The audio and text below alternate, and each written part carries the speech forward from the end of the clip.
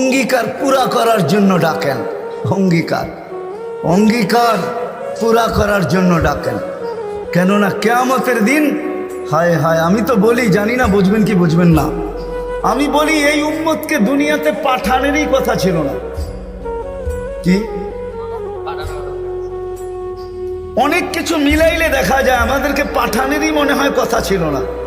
নাহলে এত ছোট জীবন দিবেন কেন?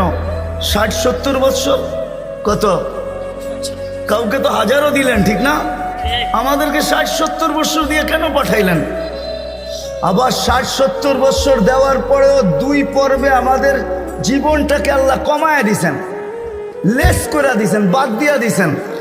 প্রথম 15 বৎসর হিসাবে আসবে না, যতক্ষণ পর্যন্ত বালেগ না হয়, কলম তার বিরুদ্ধে যায় না, পক্ষে চলতে পারে, বিরুদ্ধে চলবে না, রুফিয়াল কালাম।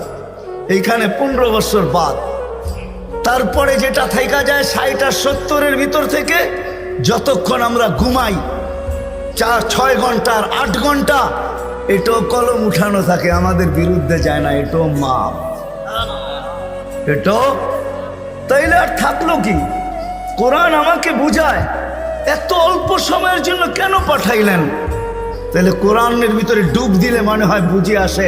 আল্লাহ মনে করেন যে কেন পাঠাইলাম, কিয়ামতের দিন তোমাদেরকে আমার পক্ষে সাক্ষী হিসাবে আমার পাশে দাঁড় করাবো।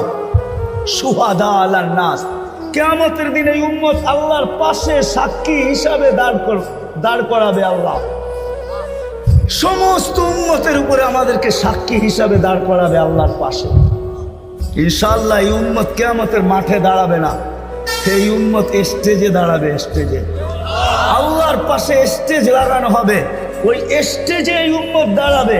কেননা আসামি আর সাক্ষী এক জায়গায় দাঁড়ায় নাকি? দুইজনের মান একটা, দুইজনের মান ভিন্ন, ঠিক না? আমরা পাশে, না কোরআন বলতেছে শুহাদা আলান নাস ওয়া ইয়াকুনুর রাসূলু শাহীদান আলাইকুম ওয়া তাকুনু শুহাদা আলান নাস। আমরা সাক্ষী। আল্লাহ বলে কম সময় দিয়া কেন পাঠাইলাম জানো?